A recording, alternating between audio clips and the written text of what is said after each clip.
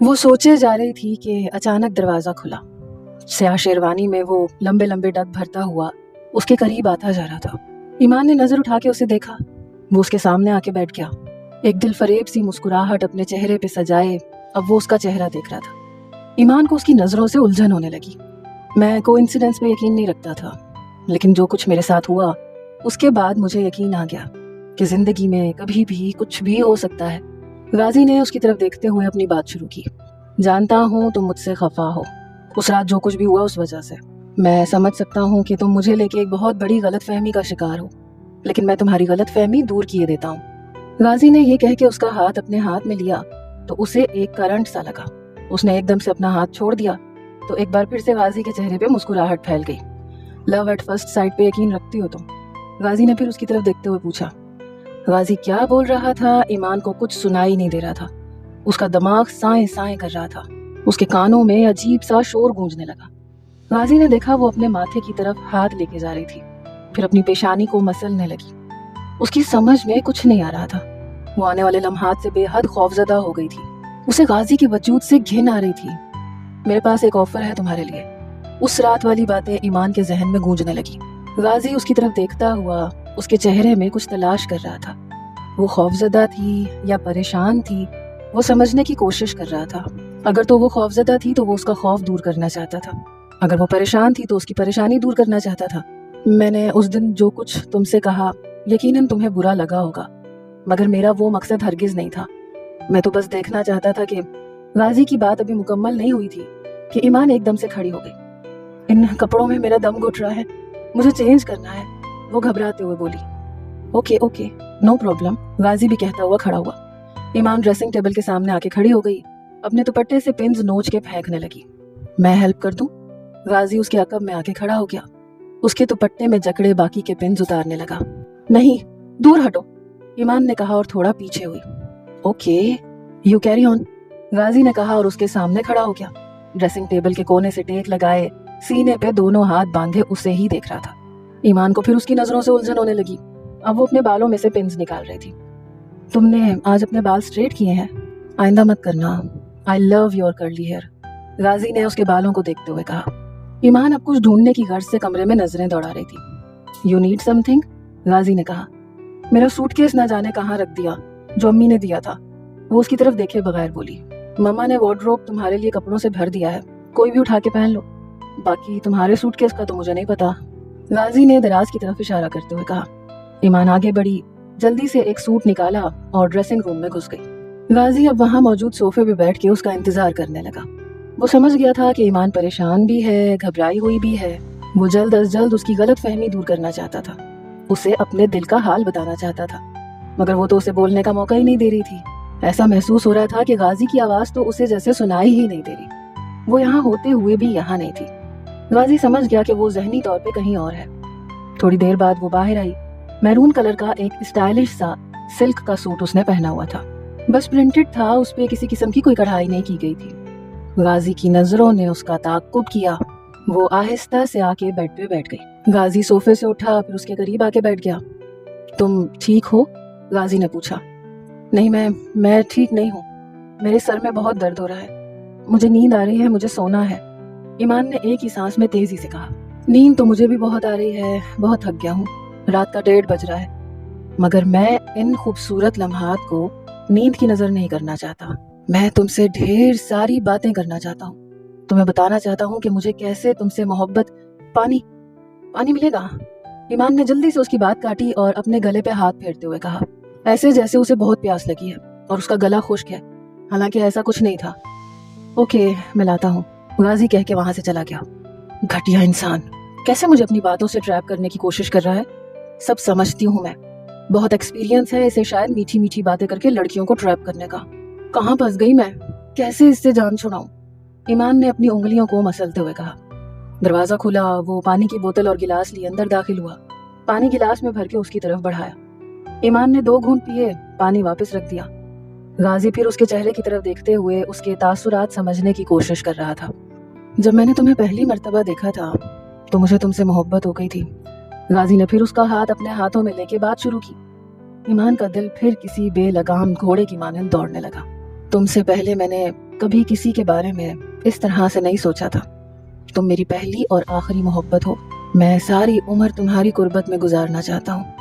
गाजी ने ये कह के उसके गाल को छुआ तो वो फिर से खड़ी हो गई। मुझे नींद आ रही है, तुम सोफे पे जाके सो जाओ। ईमान एकदम से बोली तो गाजी का जोरदार कहकहा बुलंद हुआ। सीरियसली? उसने अपनी हंसी को कंट्रोल करते हुए कहा, तुम्हें वाकई ये लग रहा है कि यहाँ कोई फिल्म चल रही है और मैं सोफे पे जाके सो जाऊंगा किसी हीरो की तरह? मैं कोई हीरो नहीं हूँ ईमान बीबी, मैं हकीकी शौहर हूँ, वो शौहर जिसे अपना हक वसूल करना आता है, गाजी ने कहा और उसका हाथ पकड़कर फिर से उसे बेड पे बिठाया। नफरत करती हूँ मैं तुमसे, अच्छे नहीं लगते मुझे तुम, घिन आ रही है मुझे तुम्हारे वजूद से। ईमान फट पड़ी। एज एक्सेप्टेड, गाजी बोला, यही उम्मीद थी मुझे। मैं समझ सकता हूँ तुम्हारे जज्बात। जब एक बाकिरदार लड़की को उसका बॉस गलत किस्म की ऑफर करे तो वो नफरत के सिवा कुछ नहीं कर सकती, मगर ऐसा नहीं है जैसा तुम समझ रही हो। हकीकत इसके बिल्कुल बरक्स है। यही तो मैं इतनी देर से तुम्हें समझाने की कोशिश कर रहा हूँ। तुम थोड़ी देर सुकून से बैठ के मेरी बात सुन लो। गाजी ने लफ्ज सुन लो पे जोर देते हुए कहा, अगर तुम सोफे पे नहीं सो सकते तो मैं वहां सो जाती हूँ। ईमान को कुछ समझ नहीं आ रहा था। उसका दिमाग हनूज साए साए कर रहा था। शोर शोर और सिर्फ शोर था उसके दिमाग में और उसके सिवा उसे कुछ सुनाई नहीं दे रहा था। वो तकिया उठा के खड़ी हुई तो इस मर्तबा गाजी को सही वाला गुस्सा आ गया। इतनी देर से कह रहा हूँ मेरी बात सुन लो, मेरी बात सुन लो। 2 मिनट मेरी पूरी बात सुनने में क्या तकलीफ है तुम्हें? गाजी ने उसे दोनों शानों से पकड़ के झंझोड़ते हुए कहा, मुझे नहीं पसंद, कहा ना। ईमान ने एक झटके से उसके हाथ को परे किया। वो क्या बोल रही है, उसे क्या बोलना है, उसे कुछ समझ नहीं आ रहा था। वो बेहद थकी हुई थी और सोना चाहती थी। ना उसे इस वक्त गाजी अच्छा लग रहा था ना उसकी बातें। अगर मैं पसंद नहीं था तो शादी क्यों की थी? गाजी ने पूछा। मजबूरी थी, अम्मी ने इमोशनल ब्लैकमेल किया था। वो फौरन बोली, तो अब कर ली है ना मजबूरी में, तो अब निभाना तो पड़ेगी, क्योंकि मैं तो तुम्हें किसी कीमत पे नहीं छोड़ने वाला। अब गाजी उबैद नाम है मेरा। अपने हक से दस्तबरदार होने वालों में से मैं नहीं हूँ। बीवी हो तुम मेरी और तुम्हें अब सारी जिंदगी मेरे साथ रहना है। तो आराम से मेरी पूरी बात सुन लो। मुझे मजीद गुस्सा मत दिलाओ। मुझे नाफरमान बीवी पसंद नहीं है और मुझे तुम पसंद नहीं हो। ईमान फिर बोली, ठीक है, इसके अलावा मुझे कोई रीजन दो कि सोफे पे सोना तो दूर की बात है, मैं कमरे से ही चला जाऊंगा। मुझे नापसंद करने के अलावा अगर तुम्हारे पास कोई वजह है तो वो बताओ, वरना ये तो मैं शुरू से जानता हूँ कि तुम मुझे नापसंद करती हो और क्यों करती हो ये भी जानता हूँ, और यही सोचता रहा कि तुम्हारी ये गलतफहमी दूर कर दूंगा। तो अगर तुम मुझसे नफरत करती हो तो मुझे इस बात से कोई प्रॉब्लम नहीं है। इस नफरत के अलावा अगर कोई वैलिड रीजन है तो वो बताओ। गाजी ने अपने सीने पे हाथ बांधते हुए उसे गौर से देखा और पूछा, मैं किसी और से मोहब्बत करती हूँ। बेख्तियार ईमान के मुंह से निकल गया। यू आर लाइंग, गाजी ने फौरन कहा। नो आई एम नॉट, ईमान ने कहा। गाजी बेयकीनी से उसकी तरफ देख रहा था। तुम किसी और से मोहब्बत करती हो तो उससे शादी क्यों नहीं की, मुझसे क्यों की? गाजी ने कहा, क्योंकि ये बचपन की मंगनी मेरी मोहब्बत के बीच में आ गई थी। ईमान ने फिर झूठ बोला।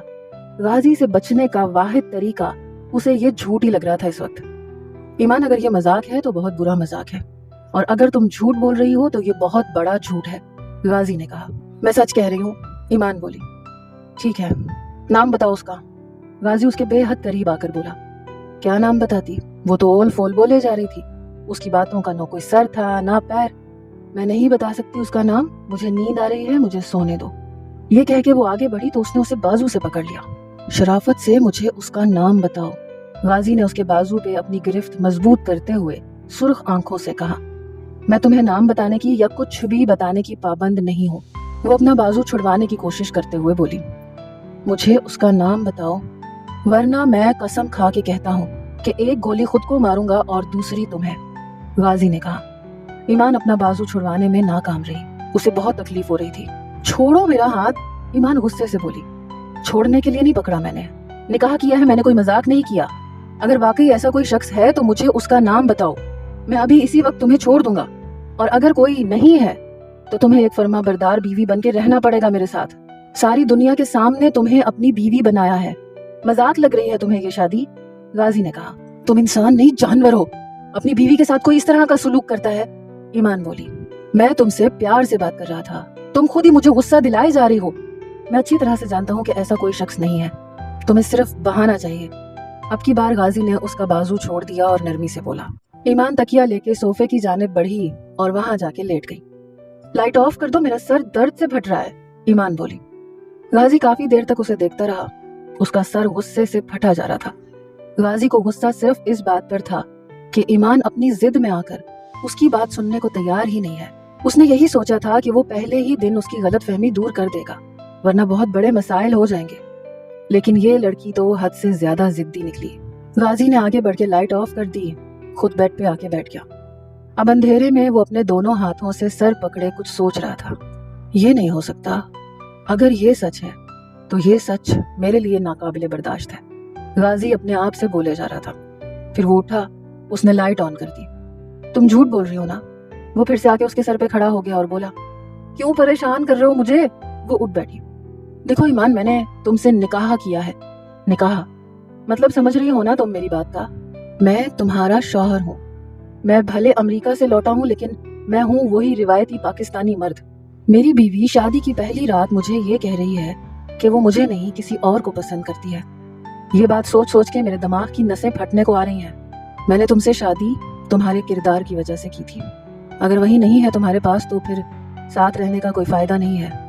تم کیا سمجھتی ہو کہ ایک جھوٹ بول کر تم سو جاؤ گی اور میں آرام سے یقین کر لوں گا؟ اگر کوئی ہے تو مجھے اس کا نام بتاؤ، میں تمہیں چھوڑ کے اس کے حوالے کر دوں گا۔ میں ہرگز ایسی لڑکی کو اپنی بیوی نہیں بنا سکتا جس کے دل میں محبت کسی اور کے لیے ہو اور وہ رہنے میرے ساتھ آئی ہو۔ میں صبح کا انتظار نہیں کر سکتا۔ اگر کوئی ہے تو مجھے اس کا نام ابھی بتاؤ، اور اگر نہیں ہے تو کہو کہ یہ سب جھوٹ ہے۔ اور اگر یہ سب جھوٹ ہے تو میں نے تمہیں معاف کیا، اور اگر یہ سچ ہے تو بہت برا ہونے والا ہے۔ غازی نے اسے اپنے حصار میں لیتے ہوئے کہا۔ ازمیر نام ہے اس کا۔ نہ چاہتے ہوئے بھی ایمان کے منہ سے ایک اور جھوٹ نکل گیا۔ ایک جھوٹ نبھانے کے لیے انسان کو 100 جھوٹ بولنے پڑتے ہیں۔ آج لگ رہا تھا ایمان کے جھوٹ 100 کا حصہ بھی عبور کر جائیں گے۔ ازمیر، ایس پی ازمیر، تمہارا کزن ازمیر۔ غازی کی گرفت ڈھیلی پڑ گئی۔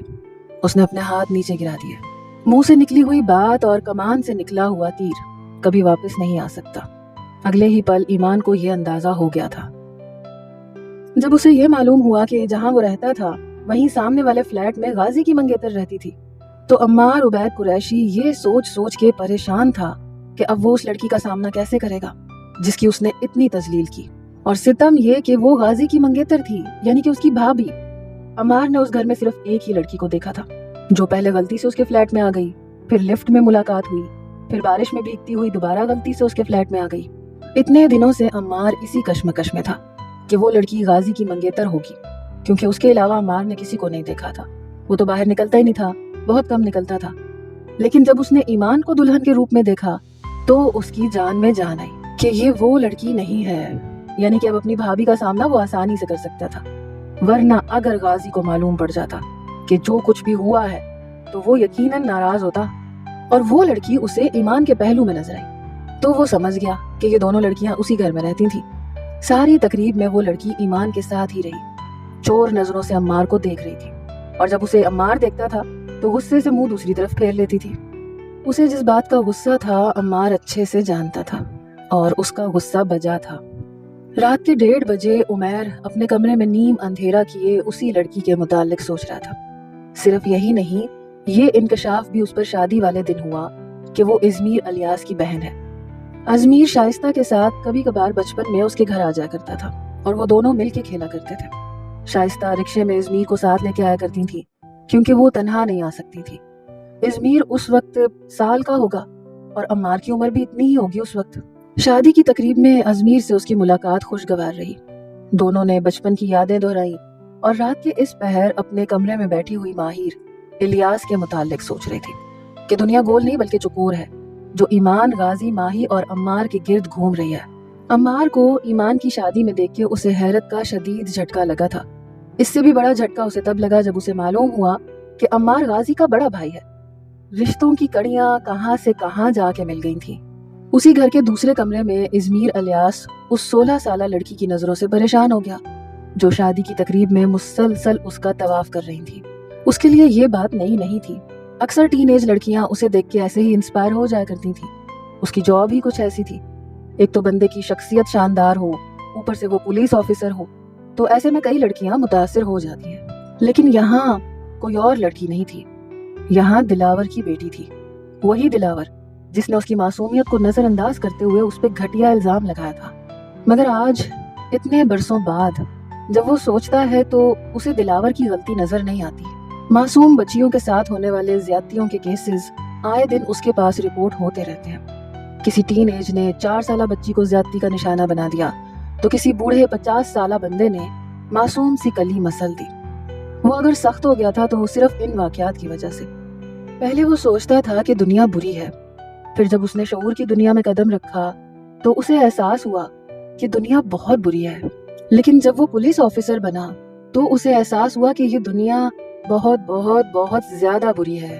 ऐसे ऐसे केसेस उसकी नजरों के सामने आए कि वो दूसरा दिलावर बनता चला गया। सारी सख्तियां उसने अपनी बहन माही पर कर डाली, लेकिन उसे ये एहसास ही नहीं हुआ कि उसकी इन सख्तियों का माही की शख्सियत पे क्या असर हुआ है। सबसे बड़ा नुकसान जो उसे उठाना पड़ा वो ये था कि माही उससे डरती थी, उससे दूर हो गई थी। शायद इन सख्तियों की वजह से वो उसे नापसंद करने लगी थी। माही को आजादी चाहिए थी और इज़मीर आजादी देने को तैयार नहीं था। वो आजादी देता भी तो कैसे? मुआशरे का इतना भयानक रूप उसने पुलिस ऑफिसर की कुर्सी संभालने के बाद देखा था कि वो अंदर ही अंदर सहम के रह गया था। 24 साल की उम्र में उसने CSS का इम्तिहान पास करके पुलिस सर्विस ज्वाइन की थी। आज इस सर्विस में उसे 12 साल हो गए थे। आज उसे दिलावर से कोई शिकायत नहीं थी, बल्कि उसके दिल में दिलावर की इज्जत अब बढ़ गई थी। जिन बेटियों के बाप दिलावर जैसे होते हैं वो बेटियां बचपन से ही महफूज रहती हैं। उसके ख्याल में बाप को ऐसा ही होना चाहिए। कजन हो या कोई और, अपनी छोटी बेटी किसी के हवाले नहीं करनी चाहिए। आज के जमाने में किसी का भरोसा नहीं, यहाँ तक कि 12 साला कजन का भी नहीं। इज़मीर का नाम सुनते ही गाजी को एहसास हो गया कि ईमान झूठ नहीं बोल रही। अगर उसे अपना कजन पसंद भी था तो वाकई बचपन की मंगनी ही रुकावट थी। गाजी अपनी कनपट्टियों को मसलने लगा। ईमान ने देखा उसकी आंखें सुर्ख हैं, यकीनन गुस्से के मारे। नहीं नहीं, ऐसा कुछ नहीं है, इज़मीर नहीं है, वो ऐसे ही उसका नाम मेरे मुंह से निकल गया था। ईमान फौरन बोली। वो तसव्वुर कर सकती थी कि अगर इज़मीर को ये बात पता चली तो वो उसका क्या हशर करेगा। उसे अज़मीर के गुस्से से खौफ आ रहा था। वो कुछ देर तक बिल्कुल खामोश बैठा रहा, फर्श पर लगे टाइल्स पर नजरें मरकूज की हुई किसी गैर मरई नुक्ते को तके जा रहा था। ऐसे ही किसी का नाम मुंह से नहीं निकल जाया करता, जिसका नाम दिल में होता है उसी का नाम जुबान पे आ जाता है। गाजी ने सर घुमाया और उसकी आंखों में देखकर कहा। ईमान को एहसास हो गया कि उसने ऐसी बात बोल दी है जो उससे निभाई नहीं जाएगी। मेरे दिल में कोई नहीं है, ईमान ने यह कह के नजरें हटा ली। How can I trust you and why should I trust you? गाजी उसके चेहरे की तरफ देखता हुआ बोल रहा था। मेरी बला से ना करो यकीन, मुझे सोने दो, मुझे नींद आ रही है, ईमान ने कहा। गाजी ने उसके चेहरे से नजरें नहीं हटाई थी अभी तक। वो मुजस्सिमा हैरत बना उसे देखे जा रहा था। कैसी लड़की हो तुम? तुम्हें जरा एहसास नहीं है कि तुम अपने शौहर को कितनी अजियत पहुंचा रही हो? शादी की पहली रात अपने शौहर के सामने तुम ये दावा कर रही हो कि तुम किसी और से मोहब्बत करती हो और मजबूरी में तुमने मुझसे शादी की है। नहीं नहीं नहीं, मैं ऐसी लड़की को हरगिज अपने साथ नहीं रख सकता जिसके दिल में कोई और हो। मैं नहीं। वो एक कदम खड़ा हो गया। उसने ईमान को बाजू से पकड़ के खड़ा किया। गेट आउट, गाजी ने कहा तो ईमान ने हैरत से उसकी तरफ देखा। सुनाई नहीं दे रहा? मैंने कहा निकल जाओ मेरे कमरे से, वो चिल्लाया। जब मैं कह रही हूँ कि ऐसी कोई बात नहीं है तो। ईमान की बात मुकम्मल नहीं हुई थी, गाजी ने आधे में काट दी। और मैं जो इतनी देर से बकवास कर रहा था उसको सुनने की थोड़ी सी भी जहमत नहीं की तुमने, और अब तुम मुझसे ये तवक्को कर रही हो कि मैं तुम्हारी पूरी बात आराम से सुन लूं। तुम जिद्दी हो तो मैं भी जिद्दी हूँ। इतना गुस्सा तुमने दिलाया है मुझे। मोहब्बत करता हूँ इसलिए बर्दाश्त कर रहा हूँ। अब फौरन मेरी नजरों के सामने से गायब हो जाओ, इससे पहले कि मैं तुम्हें या खुद को गोली मार दूं।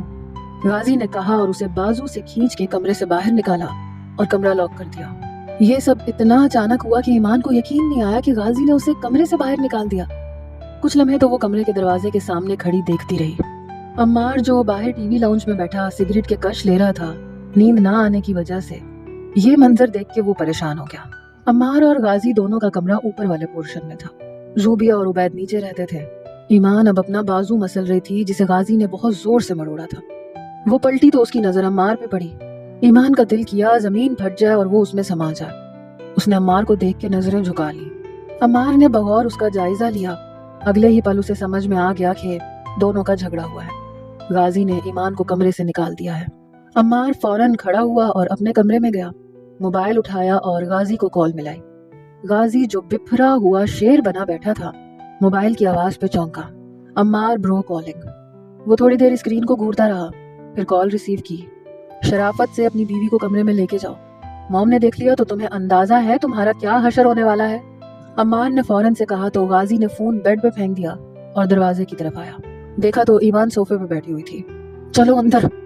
وہ پھر سے اسے بازو سے کھینچتا ہوا اندر لے گیا۔ چھوڑو، میرا ہاتھ درد ہو رہا ہے مجھے، ایمان نے کہا۔ مجھے یہاں درد ہو رہا ہے، یہاں۔ غازی نے شہادت کی انگلی اپنے دل پر دستک کے انداز میں مارتے ہوئے کہا۔ ایمان کو واقعی یہ لگا تھا کہ وہ کوئی بھی جھوٹ بول دے گی اور غازی آرام سے سن لے گا، پھر چپ چاپ دوسرے کمرے میں جا کے سو جائے گا اور کچھ عرصہ سکون سے گزر جائے گا، اور پھر زندگی روٹین میں آ جائے گی، اور پھر اسے یہ فیصلہ کرنا ہوگا کہ اسے غازی کے ساتھ رہنا ہے یا نہیں۔ لیکن حقیقت میں ایسا نہیں ہوتا۔ شوہر شوہر ہوتا ہے۔ آج اسے یہ اندازہ ہو گیا تھا۔ میں ہمیشہ سوچتا تھا کہ لوگ غیرت میں آ کر قتل کیوں کر دیتے ہیں، معاف کیوں نہیں کر سکتے، لیکن آج اندازہ ہو رہا ہے کہ بہت مشکل ہے معاف کرنا، بہت مشکل ہے آنکھیں بند کر کے سب سہنا، بہت مشکل ہے اپنی غیرت کو کچلنا۔ بے غیرت تو میں بھی نہیں ہوں کہ تم مجھے نکاح کے کچھ گھنٹے کے بعد اپنی محبت کی داستان سناؤ گی اور میں چپ بیٹھا رہوں گا۔ ازمیر تو مرے گا میرے ہاتھوں۔ غازی نے اپنی سرخ آنکھیں اس پہ گاڑتے ہوئے کہا۔ جب میں کہہ رہی ہوں کہ ایسا کچھ نہیں ہے تو کیوں ایک بات کے پیچھے پڑ گئے ہو؟ اب کی بار ایمان نے بھی چیختے ہوئے کہا۔ تم نے پھر ازمیر کا نام کیوں لیا تھا؟ غازی نے پوچھا۔ تم ہی کہہ رہے تھے نام بتاؤ نام بتاؤ نام بتاؤ، تو جو نام آیا ذہن میں بول دیا میں نے، ایمان نے اس کی آنکھوں میں دیکھتے ہوئے کہا۔ ایسے ہی کوئی کسی کا نام نہیں لے لیتا، ضرور کوئی تو بات ہے، غازی بولا۔ جھوٹ بول رہی تھی تم سے جان چھڑوانے کے لیے، اور بس، اس سے زیادہ اور کوئی بات نہیں ہے، ایمان نے کہا۔ مجھے تو لگتا ہے کہ تم اب جھوٹ بول رہی ہو ازمیر کی جان بچانے کے لیے، کہ کہیں میں اسے مار نہ دوں۔ غازی اس کے بے حد قریب آ کر بولا۔ تمہیں جو سمجھنا ہے نا سمجھتے رہو، بات صرف اتنی سی ہے کہ تم مجھے پسند نہیں ہو، زبردستی میرے سر پہ مسلط کیے گئے ہو۔ تم جیسے کریکٹر لیس انسان کے ساتھ کبھی بھی میرے دل میں جگہ نہیں بن سکتی۔ نہ جانے کیا گل کھلا کے آئے ہو امریکہ میں، اور یہاں پہ بھی، ایمان نے سر جھٹکتے ہوئے کہا۔ میری بات غور سے سنو ایمان، اگر ازمیر والی بات سچ نکلی تو مجھ سے برا کوئی نہیں ہوگا، غازی نے اس کے شانوں پر دونوں ہاتھ رکھتے ہوئے دھمکی آمیز انداز میں کہا۔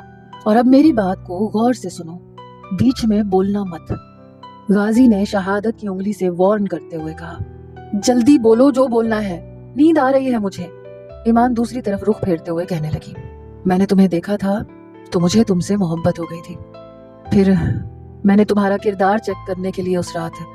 ایک منٹ، تم ہوتے کون ہو میرا کردار چیک کرنے والے؟ ایمان نے اس کی بات کاٹی۔ میں نے کہا نا بیچ میں مت بولو۔ غازی کا غصہ پھر بلندیوں کو چھونے لگا۔ اس کی ایک بات تھی جسے یہ لڑکی پورا ہونے ہی نہیں دے رہی تھی اتنے گھنٹوں سے۔ اسے غصہ بھی اسی بات پہ تھا کہ وہ سن کیوں نہیں رہی تحمل سے۔ ایک کریکٹر لیس انسان کو کوئی حق نہیں پہنچتا کہ وہ میرا کریکٹر چیک کرے۔ آگے بھی ایمان تھی، ہار نہ ماننے والی۔ میں آخری بار کہہ رہا ہوں بیچ میں مت بولو، ورنہ میں ابھی اسی وقت تمہارا ہاتھ پکڑ کے تمہیں تمہارے باپ کے گھر میں چھوڑ آؤں گا۔ اس بار غازی نے کہا تو ایمان واقعی اس کی اس دھمکی سے ڈر گئی۔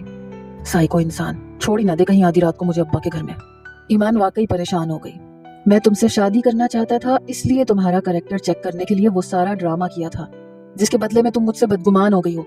صرف اتنی سی بات ہے اور کچھ نہیں، غازی نے کہا۔ How can I trust you and why should I trust you؟ ایمان نے سینے پہ ہاتھ باندھ کے اسی کا کہا ہوا جملہ دہرایا۔ غازی اسے دیکھے گیا۔ کتنی سر پھری لڑکی ہو تم، غازی بولا۔ سونے دو گے مجھے؟ ایمان نے کہا۔ سو جاؤ، غازی نے اسے صوفے کی طرف دھکا دیتے ہوئے کہا۔ ایمان لڑکھڑاتی ہوئی صوفے پہ جا کے گری۔ یہ کیا بدتمیزی ہے؟ ایمان کو غصہ آ گیا۔ بہت شوق ہے نا تمہیں صوفے پہ سونے کا، غازی نے بیڈ پہ لیٹتے ہوئے کہا، پھر اٹھ کے لائٹ آف کر دی۔ گھڑی رات کا 3 بجا چکی تھی۔ جہاں کافی لوگوں کی نیندیں اڑی ہوئی تھیں، وہاں کچھ لوگ ایسے بھی تھے جو اس شادی کے سر انجام پانے پہ سکون کی نیند سو رہے تھے، جنہیں امید نہیں تھی کہ یہ شادی پایا تکمیل تک پہنچ سکتی ہے، جیسے کہ شائستہ، زرینہ اور دلاور، جیسے کہ زوبیہ اور عبید اور مراد۔ صبح اس کی آنکھ عجیب سی آواز سے کھلی۔ آنکھیں مونتے ہوئے وہ اٹھی تو دیکھا سامنے بیڈ پہ بیٹھے ہوئے غازی گن لوڈ کر رہا ہے۔ یہ گن لوڈ کرنے کی آواز تھی جس کی آواز سے ایمان کی آنکھ کھل گئی۔ وہ آرام سے اٹھ کے صوفے پہ بیٹھی اور پھٹی پھٹی آنکھوں سے غازی کو دیکھنے لگی۔ کیا ارادے ہیں شخص کے؟ ایمان نے دل میں سوچا۔ غازی نے گن لوڈ کر کے سائڈ ٹیبل پہ رکھی۔ یقیناً وہ یہ حرکت ایمان کو خوفزدہ کرنے کے لیے کر رہا تھا، اور وہ واقعی ڈر بھی گئی تھی۔ یہ تو بہت خطرناک بندہ ہے، میں تو اسے کاٹ کا الو سمجھ رہی تھی، ایمان نے تھوک نگلتے ہوئے سوچا۔ غازی اٹھ کے اس کے قریب آیا۔ Thank you so much for spoiling my wedding night, Ghazi نے کہا اور واش روم میں گھس گیا۔ بدتمیز انسان، ایمان سر جھٹک کے کھڑی ہو گئی۔ تھوڑی دیر میں وہ شاور لے کے باہر نکلا، اپنے بالوں کو تولیے سے خشک کیا، پھر تولیہ بیڈ پہ پھینک دیا۔ چلو نیچے ناشتے پہ سب ہمارا انتظار کر رہے ہوں گے، موم کے گھٹنوں میں درد رہتا ہے اس لیے وہ سٹیئرز نہیں چڑھ سکتی، غازی نے حکم صادر کیا۔ ایمان کو شائستہ کا دیا ہوا سوٹ کیس اسی الماری میں سے مل گیا تھا۔ اس نے سوٹ کیس میں سے ایک اچھا سا جوڑا نکالا اور واش روم میں گھس گئی۔ غازی وہیں بیٹھا اس کا انتظار کرنے لگا۔ اکیلے نیچے جاتا تو یقیناً ہزاروں سوالات کے جوابات دینے پڑ جاتے زوبیہ بیگم کو۔ تھوڑی دیر بعد ایمان فریش ہو کے باہر آئی اور آئینے کے سامنے کھڑی ہو کر اپنے گیلے بال سکھانے لگی۔ غازی بھی اس کے پیچھے آ کے کھڑا ہو گیا، آئینے میں اس کا عکس دیکھنے لگا۔ غازی بغور اسے دیکھ رہا تھا اور ایمان کو اس کی نظروں سے الجھن ہو رہی تھی۔ اب ایمان نے اپنا میک اپ باکس کھولا، میک اپ کرنے لگی، پھر اس نے ہیئر اسٹریٹنر اٹھایا اور اپنے گھنگریالے بالوں کو سیدھا کرنے لگی۔ نہ، انہیں ایسے ہی رہنے دو، غازی نے اس کے ہاتھ سے ہیئر اسٹریٹنر چھین لیا۔ نہیں پسند مجھے اپنا چڑیا کا گھونسلہ، ایمان نے پھر اسٹریٹنر اٹھا لیا۔ جب میں نے کہا نہیں تو بس نہیں، غازی نے یہ کہہ کے اگلے ہی پل ہیئر اسٹریٹنر کو دیوار پہ مار دیا جو کہ ٹوٹ چکا تھا۔ پتہ بھی ہے روپیہ جوڑ کے میں نے خریدا تھا، یہ تمہاری طرح کا بینک بیلنس نہیں ہے میرے پاس۔ ایمان کو اس کی اس حرکت پہ سخت غصہ آ گیا۔ غازی خاموشی سے اس کی طرف قدم بڑھانے لگا۔ ایمان پیچھے ہوتی چلی گئی، یہاں تک کہ دیوار سے جا لگی۔ میں کہتی ہوں دور رہو مجھ سے ورنہ، ایمان شہادت کی انگلی اس کی طرف کرتے ہوئے وارننگ کے انداز میں کہنے لگی۔ میرے موم ڈیڈ نے ایک آئیڈیل زندگی گزاری ہے، میری موم نے ہمیشہ وہ کیا جو میرے ڈیڈ نے کہا، ہمیشہ ان کی پسند کے رنگ پہنے، ان کی پسند سے تیار ہوئی، ان دونوں کی بے لوث محبت تھی جس کی وجہ سے میں نے اور عمار بھائی نے ایک آئیڈیل بچپن دیکھا ہے، اور یہ سب اس لیے ممکن ہوا کیونکہ میری ماں اپنے شوہر کی فرما بردار تھی۔ انہی کی مثال کو سامنے رکھ کے میں نے اپنی شادی شدہ زندگی پلان کی تھی۔ زبردستی کا قائل میں نہیں ہوں، لیکن میرے ساتھ رہنا ہے تو میرے مطابق رہنا ہوگا۔ غازی نے اپنے دونوں ہاتھ دیوار سے لگا کے اس کے فرار کا راستہ بند کرتے ہوئے کہا، تم سے کس نے کہا کہ مجھے تمہارے ساتھ رہنا ہے؟ میں نے تو ابھی تک ڈیسائیڈ کیا نہیں ہے کہ مجھے تمہارے ساتھ رہنا ہے یا نہیں، ایمان نے اس کی آنکھوں میں دیکھتے ہوئے کہا۔ یہ سب تم اب ڈیسائیڈ کرو گی شادی کے بعد؟ غازی نے حیرت سے پوچھا۔ شادی سے پہلے کسی نے سوچنے کا موقع ہی نہیں دیا تھا، سب کی ایموشنل بلیک میلنگ میں آ گئی تھی میں، اب میں سکون سے سوچوں گی کہ مجھے کیا کرنا ہے۔ اسے اتنے قریب دیکھ کے ایمان کمزور لہجے میں کہنے لگی۔ تم ہلکا لے رہی ہو مجھے، غازی بولا۔ ہٹو سامنے سے، ایمان نے اپنا سر نیچے کیا اور اس کے حصار سے نکل گئی، پھر سے ڈریسنگ ٹیبل کے سامنے آئی اور بال بنانے لگی۔ چلو تیار ہوں میں، وہ بولی۔ غازی اسے دیکھے گیا۔ اب ایسے کیا دیکھ رہے ہو، ساتھ چلنے کو کہا ہے تو چلو نیچے، سب انتظار کر رہے ہوں گے، ایمان نے کہا۔ اور میں نے جو اتنا عرصہ انتظار کیا ہے تمہارا، اس کا کیا؟ وہ پھر سے اس کے قریب آ کے کھڑا ہوا اور بولا، تمہیں نہیں آنا؟ تم مت آؤ، میں جا رہی ہوں، چائے کی سخت طلب ہو رہی ہے مجھے، تھوڑی دیر میں اگر چائے نہ ملی تو سر میں درد شروع ہو جائے گا میرے۔ ایمان کہتی ہوئی آگے بڑھی تو غازی نے اس کا ہاتھ پکڑ لیا۔ مت کرو میرے ساتھ ایسا، قسم سے مر جاؤں گا، میری محبت کو سمجھو، غازی نے بے بسی سے کہا۔ ایمان کا دل پھر کسی بے لگام گھوڑے کی مانند دوڑنے لگا۔ کیا واقعی یہ شخص مجھ سے پہلی نظر کی محبت کا شکار ہو گیا ہے؟ کیا واقعی وہ سب ایک ڈرامہ تھا، یا یہ مجھے ٹریپ کر رہا ہے تاکہ اسے میری قربت نصیب ہو اور پھر یہ مجھے چھوڑ کے امریکہ چلا جائے کوئی بہانہ بنا کے، طلاق کے کاغذ میرے ہاتھ میں تھما کے؟ ایمان سوچ میں پڑ گئی۔ اس کے لیے سچ اور جھوٹ میں فیصلہ کرنا بہت مشکل ہو رہا تھا۔ اس کی کلائی غازی کے ہاتھ میں تھی، غازی کی نظریں اس کے چہرے پہ مرکوز تھی۔ اس نے ایک جھٹکے سے اپنا ہاتھ چھڑوایا اور کمرے سے باہر نکل آئی۔ غازی بھی اس کے پیچھے چلنے لگا۔ شائستہ واپس حیدرآباد چلی گئی تھی۔ ویسے تو ان کا ارادہ تھا کہ وہ ایمان کے گھر پہ ہی رہیں گی کچھ دن، لیکن اپنی بھابھیوں اور بھتیجیوں کی جلی کٹی شکلیں دیکھنے کے لیے فوراً چلی گئی۔ اس نے سوچا کہ ایک ہفتے بعد آ کے رہے گی ایمان کے گھر کچھ دن کے لیے۔ حیدرآباد والے سب ایک وین میں آئے تھے اور اسی وین میں واپس چلے گئے رات کو ہی۔ شائستہ بھی ان کے ساتھ ہی چلی گئی۔ اتنے پیسے ہوتے میرے پاس تو ایمان کے گھر ناشتہ لے کے جاتی، اب ان پیسوں میں تو انڈے پراٹھے والا ناشتہ ہی بن سکتا ہے۔ اب کیا میں اچھی لگوں گی اتنے بڑے گھر میں انڈا پراٹھا لے کے جاتے ہوئے؟ چلو رہنے دو، یہ شائستہ کی ذمہ داری تھی، وہ تو راتوں رات بھاگ گئی۔ زرینہ نے دلاور کے سامنے چائے رکھتے ہوئے کہا، رہنے دو تم تو، ثابت کر دیا نا تم نے کہ آخر سوتیلی ماں ہو ایمان کی. کل کو اگر سوہا کی شادی ہوگی تو تم یہ سوچو گی نہیں نا, پھر اپنی بالیاں بیچ کر ہی اس کے لیے ناشتہ لے کے جاؤ گی, اچھے سے اچھا ناشتہ. کہ ناشتہ وغیرہ تو یہ سب رسمیں ہیں. یہ رسمیں اس لیے بنائی گئی ہیں تاکہ والدین صبح سویرے اپنی بیٹی کی خیر خبر لے سکیں. ناشتہ تو بس ایک بہانہ ہوتا ہے. تمہیں ایمان کی فکر ہوتی تو کسی بھی بہانے سے جا سکتی تھی وہاں. بہت دکھ ہو رہا ہے مجھے اس بات کا. وہ یقیناً انتظار کر رہی ہوگی کہ ہمارے گھر سے کوئی جائے گا. میں اپنے پیروں پہ کھڑا ہو سکتا تو دوڑا دوڑا اس کے پاس جاتا صبح سویرے.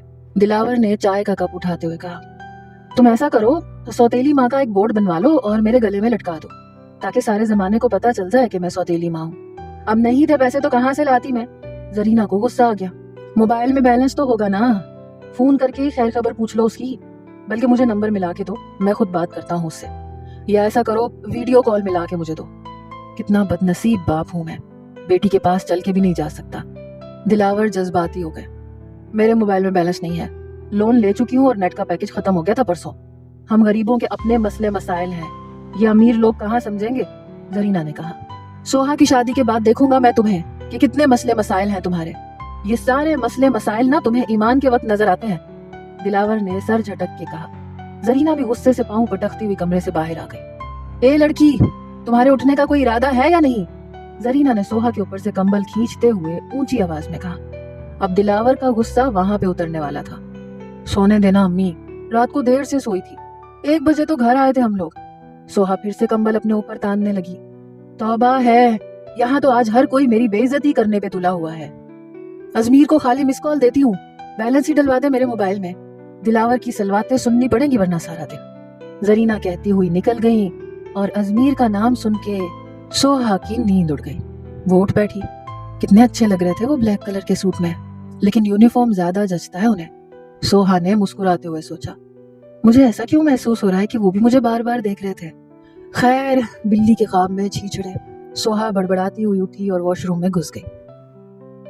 ازمیر اور ماہر دونوں ناشتے کی ٹیبل پہ بیٹھے ہوئے تھے.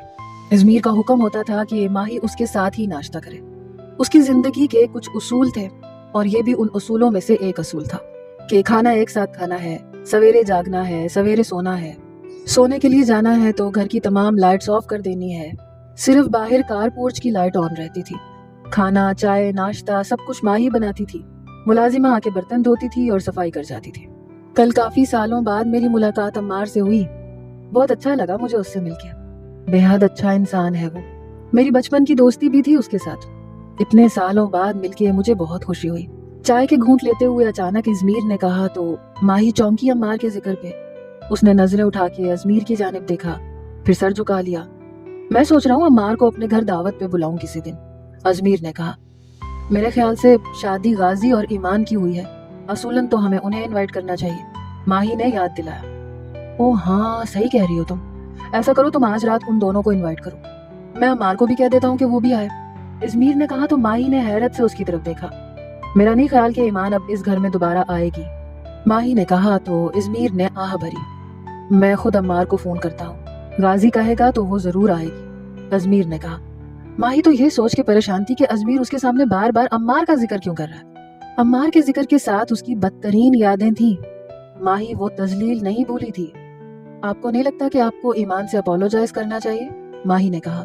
کر لوں گا, میرا ارادہ اس کے منہ پہ یہ سب کچھ کہنے کا نہیں تھا. میں تو تم سے بات کر رہا تھا, وہ موجود نہیں تھی. اتفاق سے وہ آ گئی وہاں پہ اور اس نے سن لیا, ازمیر نے کہا. ازمیر کی بات سن کے ماہی نے دل ہی دل میں شکر ادا کیا کہ اسے احساس تو ہے اور وہ ایمان سے معافی مانگنے کے لیے بھی تیار ہے.